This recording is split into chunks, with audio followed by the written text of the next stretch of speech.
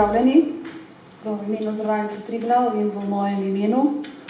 Danes sem tukaj, da vam predstavim naš nov zavarovalni produkt, to je zavarovanje kibernetske zaščite. Ta produkt smo v Zavarovalnici Triglav lansirali v konec leta 2018 in smo ga sestavili skupaj z našo hišno evropsko pozavarovalnico, to je Mini-Hre. Trenutno smo prvi na slovenskem zavarovalnem tržišču s tem produktom, z izjemo, vkolikor posamezni poslovni subjekti niso uredili tega zavarovanja preko tuje zavarovalnice. Ta moja predstavitev je sestavljena iz dveh delov. Prvi del se nanaša predvsem na opredelitev, kaj so kibernetska tveganja, poslovno okolje podjetij in trendi, z katerih izhajajo in iz tega izhajajoč se tudi pojavljajo potrebe in interesi za sklenitev zavarovanja. Drugi del je pa enostavno samo kratka predstavitev našega produkta. Vem, da smo časovno tudi omejeni, če ne bi, to je tako aktualna tema, o kateri bi se lahko pogovarjali kar nekaj časa.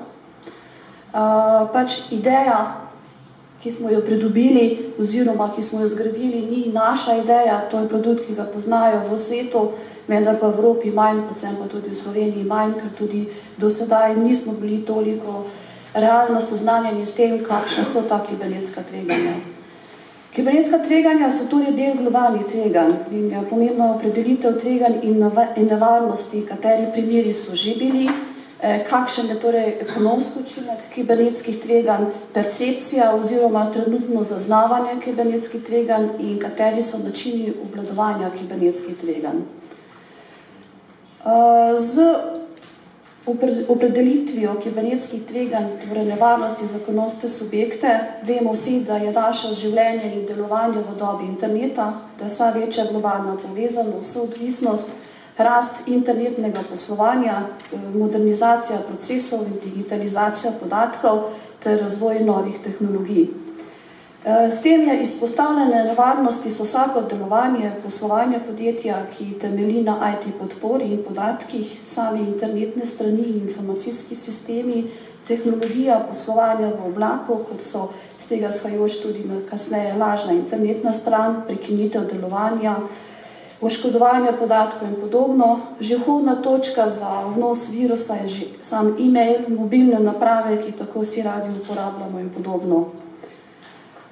Torej 4 viri so kibernetskih tveganj, ki predstavljajo nevarnost za ekonomske subjekte. Lahko so to lastni zaposleni, ali so zlonamerna dejanja, ali nenamerna dejanja, enostavno zaradi malomarnosti, neznanja.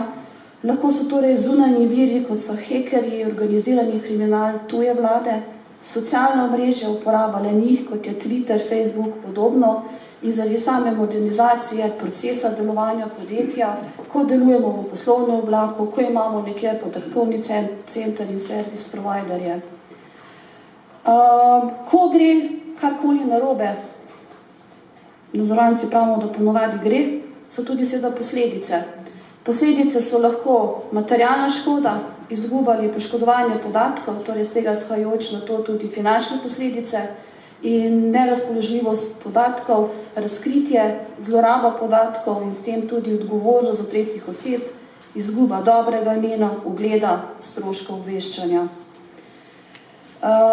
Značilnost teh kibernetskih varnostnih incidentov, ki so se pojavljali v zadnjem obdobju, so v tem, da je porast teh števil incidentov v času, hitro so spreminjajoči se načini vdora, predvsem povezavi z razvojem tehnologije, vse več je teh namernih, ciljno usmerjenih incidentov, za zavarovalnico pa tudi to predstavlja grožnjo akumulacije rizika. Sami poznamo večje vdore v posameznih državah, energetiki, zdravstva in bančništvo.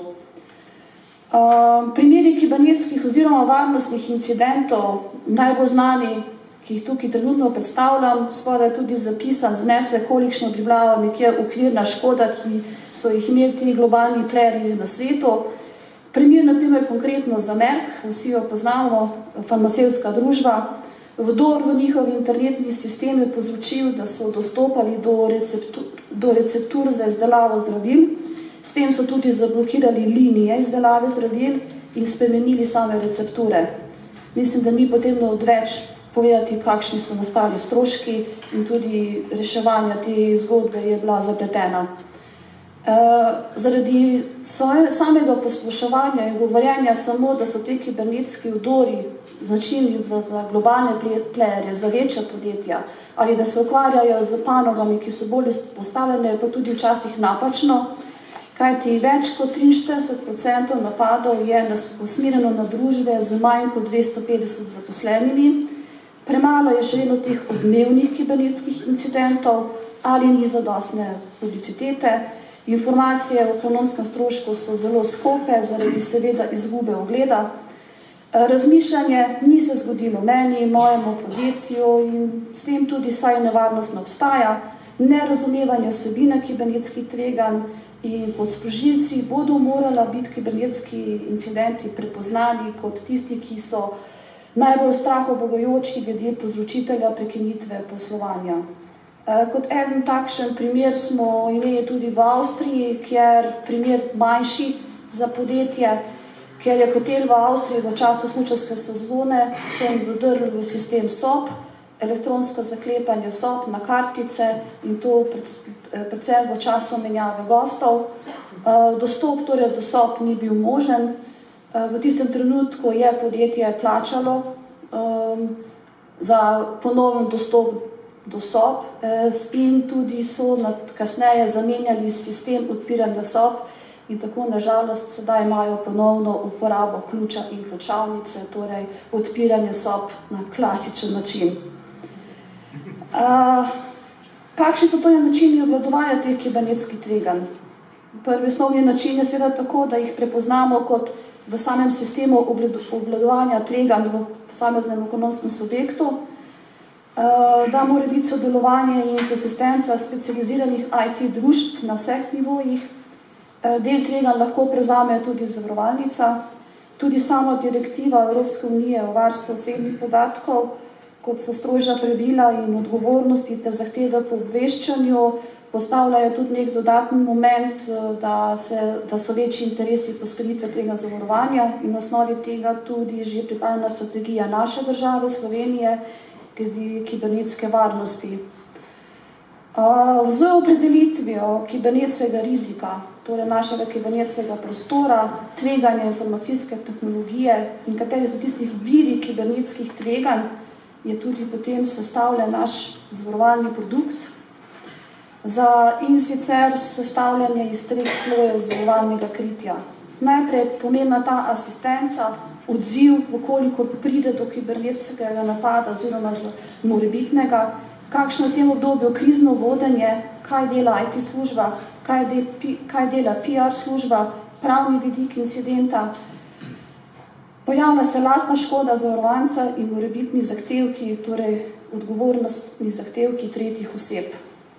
Tako je naš produkt sestavljen iz 4 temeljnih kritij, to je odziv na incident, stroški ponovne vzpostavitve sistema, odgovornost za kršitve zaupnosti in zasebnosti in odgovornost za omrežno varnost. Lahko se pa dodajajo še 3 dodatna kritja, zastoj, zato ker je prekinitev poslovanja podjetja, kibernetsko izsiljevanje in kibernetski kriminal. Zahtevki tretjih oseb, to ni v bistvu škoda podjetja, na ostala kritja so pa seveda lastna škoda podjetja. Ta odziv na incident, torej za vsako izmed teh zavarovalnih kritij so določeni stroški, ki so predmet zavarovanja in tudi točno zapisani, predvsem za tega, da lažje razumemo, kaj so torej ta kibernetska tveganja. In sicer pri odzivu na incident so tukaj kriti stroški nastali zaradi kibernetskega varnostnega incidenta ali domnevnega kibernetskega varnostnega incidenta. Torej so stroški strokovnjaka za izvedbo preiskave, pripravo poročil, stroške izpolnitve zahtev ali torej obveščanje informacijskega pooblaščenca, ali mora na primer to biti obveščanje posameznikov, da smo doživeli vdor v sistem.